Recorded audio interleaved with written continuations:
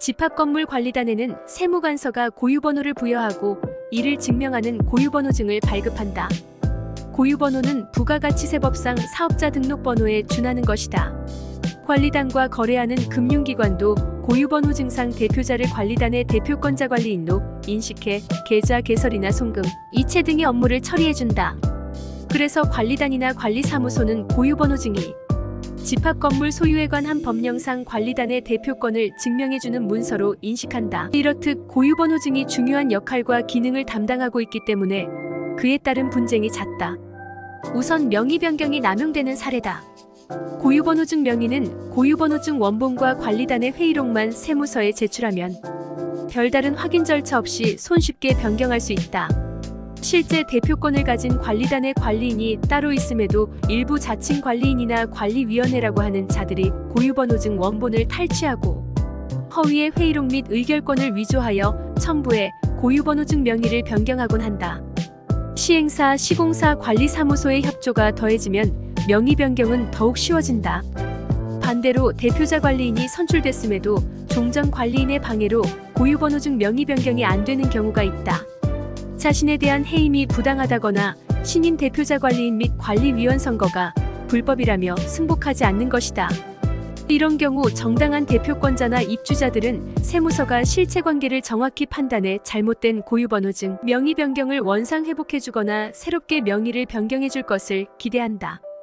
하지만 관리단의 정당한 대표권자 관리인에 대한 당사자 간의 다툼이 있는 경우 세무서는 누가 정당한 대표자인지를 확정할 수 있는 권한이 없으므로 권한 있는 기관 소송 등의 확정을 거쳐 고유번호증을 정정해야 한다.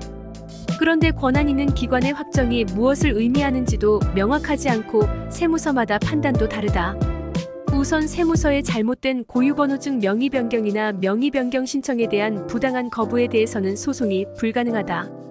과세관청의 고유번호 등록은 과세관청 내부의 행위로서 과세자료의 효율적 처리 및 소득공제 사후 검증 등을 하려는 데 취지가 있고 고유번호 등록에 의해 단체의 민법 기타 특별법에 의해 법인격이 부여되거나 고유번호증 기재 사항에 관해 단체 내지 구성원의 법률상 지위의 변동을 가져오는 사법상 법률 효과가 발생하는 것은 아니므로 행정소송의 대상이 되지 않는다는 것이 판례이기 때문이다.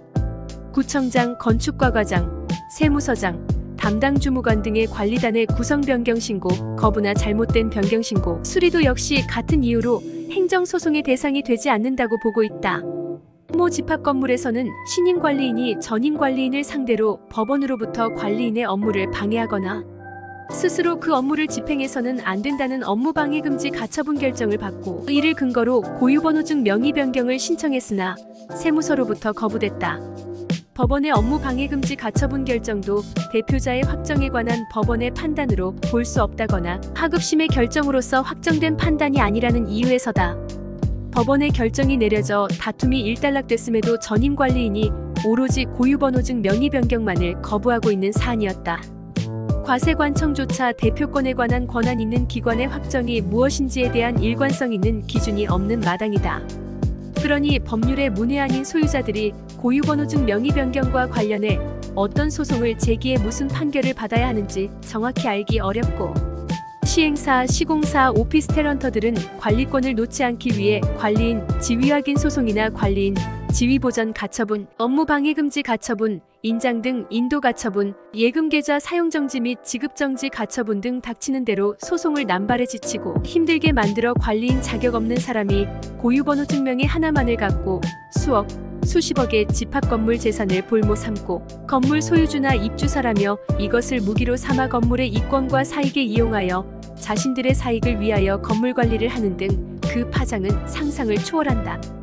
과세관청은 대표권에 관한 권한 있는 기관의 확정이 무엇인지에 대한 명확한 기준을 내놔야 할 때다. 이러한 취약점을 알고 오피스텔런터 시행시공사는 선량한 소유자 및 입주사를 기망하고 자신들의 이익을 위해 소유자 및 입주사의 소중한 재산을 마치 자신들의 것처럼 사용하며 하자보수 기간을 계획적으로 넘기고 축소 은폐하여 시행시공사에 이익을 제공하고 계약건에 대한 리베이트 수수료 편취 등 불법 건물 관리를 하고 있다고 보여지고 있습니다.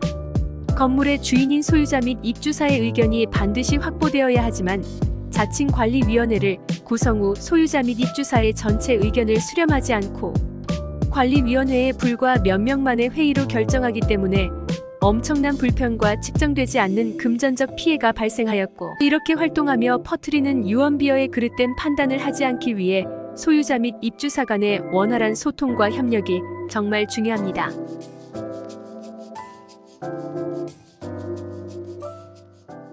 집합건물관리단에 고유번호가 부여되고 이 번호는 세무관계에서 중요하게 쓰인다는 거야. 고유번호증은 법적 권리대표를 입증하고 관리사무소 및 금융기관과의 거래에도 사용되며 가끔 분쟁이 발생하기도 해. 고유번호증의 명의를 변경 또는 신규 발급하는 과정에서 허위 문서를 제출하는 사례의 남용이 많고 심지어 관리권이 없음에도 관리인의 지위를 도용하기도 해. 이는 구청 및 세무서의 업무 처리에 대한 문제점이야. 전 관리인과 현 관리인의 문제로 고유번호증 명의 변경에 갈등이 생기며 세무관서도 이를 확정하는 데 명확하고 올바른 태도가 반드시 필요해. 법원의 결정을 받더라도 명의 변경이 받아들여지지 않는 경우가 생기고, 이런 혼란은 소유자 및 입주사들의 엄청난 분쟁의 문제로 이어질 수 있어.